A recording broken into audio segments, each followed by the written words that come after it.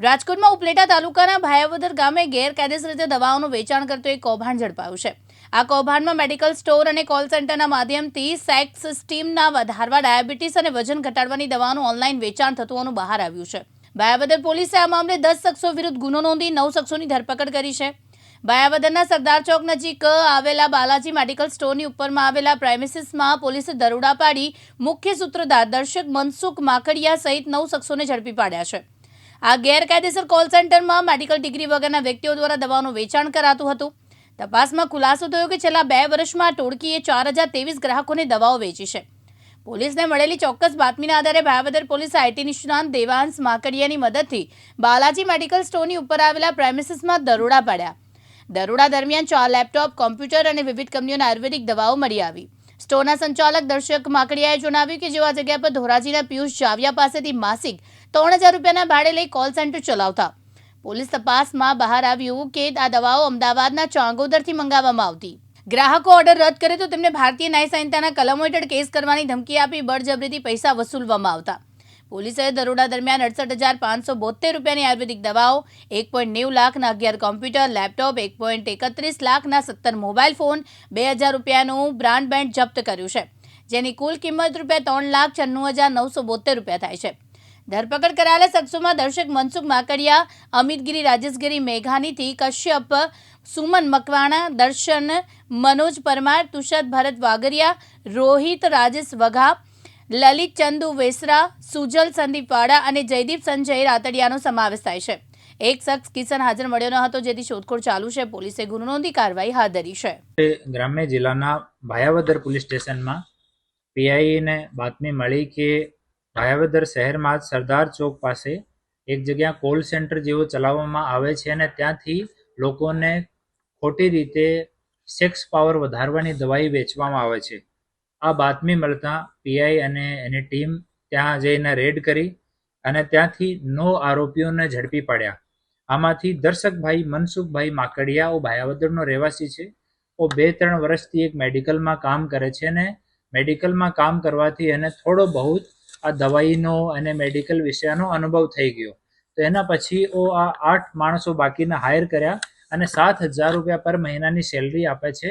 और દરેક જો દવાની વિક્રી થાય એમાંથી એને 50 થી 100 રૂપિયા કમિશનનો આપે છે। એના સિવાય કિશન કરીને ભાઈ છે જે અમદાવાદમાં કામ કરે છે, આ એક દવા કંપનીમાં કામ કરે છે। એની સાથે સંપર્ક કર્યો ને એ લોકો વિચાર કર્યો કે એવી દવાઈઓ આપણે ઓનલાઈન વેચાણ કરીએ અને મોટો પ્રોફિટ કમાવાનો એ લોકો કાવતરો કર્યો। પછી એ લોકો ફેસબુક અને બીજા જો સોશિયલ મીડિયા પ્લેટફોર્મ પર એ લોકો એડવર્ટાઇઝમેન્ટ મૂક્યો કે ભાઈ સેક્સ પાવર વધારવાની દવાઓ એટલા રૂપિયામાં મળે છે, અમારી ગારંટી છે તમારી જો સેક્સ્યુઅલ પાવર છે વધી જશે। ત્યાં ક્લિક કરતાં એક લિંક ઓપન થાય છે। આ લિંકમાં જ્યારે કોઈ પણ માણસ પોતાની માહિતી અને ફોન નંબર મૂકે એના પછી એ લોકો સામેથી ફોન કરતા હતા, પોતાની ઓળખ ડૉક્ટર કે એમઆર તરીકે આપતા હતા। પછી એ લોકો કન્ફર્મ વાત થયા પછી કુરિયર કંપની થ્રુ દવાઈનો પેકેટ પાર્સલ મોકલતા હતા। દવાઈનો પાર્સલ મોકલવાનું કામ કિશન અમદાવાદથી કરતો હતો અને ઓન પેમેન્ટ હતો કે ડિલિવરી પેમેન્ટ થયા પછી ડિલિવરી થતી હતી। જ્યારે કોઈ માણસ ડિલિવરીના સમયમાં ડિલિવરી લેવાની કે પૈસા આપવાની ના પાડે તો એ લોકો મેસેજ કરતા હતા કે તમારી તમામ વિગતો અમારી પાસે આવી ગઈ છે, તમારી પર્સનલ માહિતી પણ અમારી પાસે છે, તો અમે લોકો તમને બદનામ કરી નાખીશ। તો આ ધમકી આપીને અને બીજા કે તમારા વિરુદ્ધમાં ગુના દાખલ કરી દઈશ એવી ધમકી આપીને એ લોકો કન્ટિન્યુ ચીટિંગનો કોલ સેન્ટર ત્યાં ચલાવતા હતા। ત્યાં એ લોકો એક દવા જેની કિંમત 120 રૂપિયા છે અને 1,200 રૂપિયામાં એ વેચાણ કરતા હતા એ લોકો। અને એની પાસેથી 8 કમ્પ્યુટર, 3 લેપટોપ અને 17 જેટલા મોબાઈલ મળ્યા છે। તમામ મોબાઈલમાં વોટ્સઅપ ચાલુ છે અને એની મદદથી એ લોકો વોટ્સઅપ પર જ એવી માહિતી શેર કરતા હતા। આ સિવાય 4,000 જેટલા લોકોની એક લિસ્ટ અમને મળી છે જો છેલ્લા 2 માસમાં એ લોકો જે લોકો સાથે દવાનું વેચાણ કર્યું છે। આ 4,000ની લિસ્ટની અમે તપાસ કરી રહ્યા છીએ। આમાં અમુક લોકો રાજકોટના છે, અમુક લોકો ગુજરાતના છે, અમુક લોકો ગુજરાત બહારના પણ છે। તો આ 4,000ની લિસ્ટની અમારી તપાસ ચાલુ છે।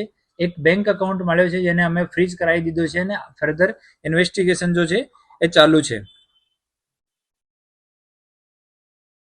તો આ તમામ લોકો વિરુદ્ધમાં કડક પગલાં લેવા માટે સખ્ત જો કાનૂની ધારાઓ છે બીએનએસની એના તહેત ગુના દાખલ કરવામાં આવ્યો છે અને અમે કોર્ટ તરફથી રિમાન્ડની પણ માંગણી કરી છે અને પછી આગળની તપાસ ચાલુ છે.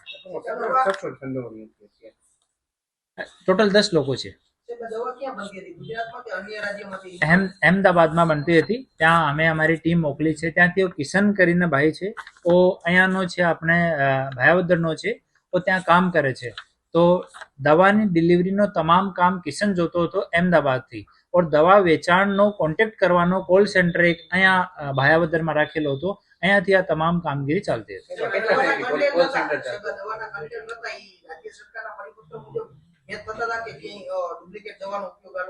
આ દવાઓને આરોગ્ય વિભાગ અને એફએસએલની મદદથી અમે ચેક કરીશું. એના પછી જે એમાં કોઈ પ્રકારની વિસંગતતા મળશે તો આ વિષયમાં પણ કાનૂની કાર્યવાહી થશે. હા, બ્લેકમેલિંગનો જ છે. એ લોકો પાસે કોઈ ડિગ્રી નથી. આ લોકો પાસે કોઈ એમઆરની, એએનએમ, જીએનએમ કોઈ પણ ડિગ્રી નથી, કોઈ યોગ્યતા નથી ધરાવતા. તેમ છતાં એ લોકો પોતાની ઓળખ ડોક્ટર તરીકે કે એમઆર તરીકે આપીને દવાનું વેચાણ કરતા હતા કે ભાઈ સર્ટિફાઈડ કંપનીની અમારી દવાઓ છે અને તમામ વસ્તુ મારી માન્યતા પ્રાપ્ત છે, અમે માન્યતા પ્રાપ્ત ડોક્ટર છીએ.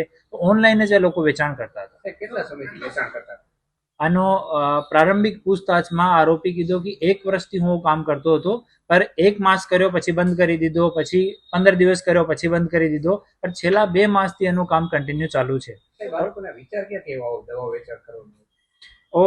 જો છે ને, પહેલો આરોપી દર્શકભાઈ મનસુખભાઈ માકડિયા, वो मेडिकल स्टोરમાં કામ કર્યો. પછી वो પોતાના મિત્ર છે કિશનભાઈ, જો અમદાવાદમાં કામ કરે છે, એની સાથે વાત કરી તો કિશનભાઈ એને આઈડિયા આપ્યો કે આ એક દવા છે, એનું આપણે વેચાણ કરી શકીએ. પછી એ લોકો થોડો બહુ શરૂઆતમાં નાનો મોટો વેચાણ કર્યો, કોઈ સાથે ફોન કરીને સંપર્ક કરીને. ફેર એમને લાગ્યો કે એનો સ્કોપ છે માર્કેટમાં, તો પછી પ્રોપર કંટ્રોલ રૂમ જેવો ત્યાં, કોલ સેન્ટર જેવો ત્યાં સ્થાપિત કરી દીધો. નફો કેવડો હતો? 120 રૂપિયાની ગોળી હતી, જો 1200 રૂપિયામાં ઓછામાં ઓછા લોકો વેચાણ કરતા હતા.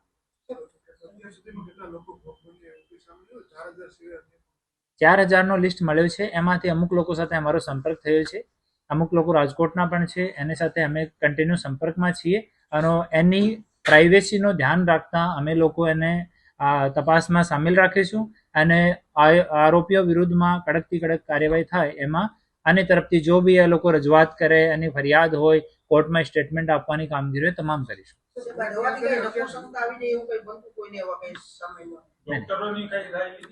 આમાં જસ્ટ ગઈકાલનો પ્રસંગ છે પૂરો. તપાસ, ઇનિશિયલ તપાસ થઈ છે. થોડા દિવસમાં અમે આરોગ્ય વિભાગથી, એફએસએલથી તમામ માહિતી માંગીશું. એનો એક્સપર્ટ ઓપિનિયન આવ્યા પછી આપ લોકોને ફર્ધર જો ડિટેલ છે એ શેર કરવામાં આવશે. આમાં લોકો હેજિટેટ થાય છે સામે આવવાથી. અમુક લોકો સાથે અમારી ફોન પર વાત થઈ, પણ જ્યારે પોલીસના નામથી ફોન કરવામાં આવે ત્યારે લોકો ફર્ધર વાત કરવા કે કોઈ ફેક્ટ્સ રિવીલ કરવા માંગતા નથી. તો અમે પ્રયાસ કરી રહ્યા છીએ લોકોના વિશ્વાસમાં રાખીને, એની પ્રાઇવેસીનું ધ્યાન રાખીને. હું આપના તરફથી પણ લોકોને અપીલ કરું છું, જે આ એવી છેતરપિંડી કોઈ સાથે થઈ હોય તો આપ સામે आओ, हम आपकी प्राइवेसी का भी पूरा ध्यान रखेंगे. आपका कोई सामाजिक या इस तरह का प्रतिष्ठा आपकी खराब हो, ऐसा नहीं होने देंगे और ऐसे गुनाहगारों को सजा मिले, इसके लिए हम लोग पूरा प्रयास करें. વિપુલ ધામેશા, દિવ્યાંગ ન્યૂઝ ઉપલેટા, રાજકોટ.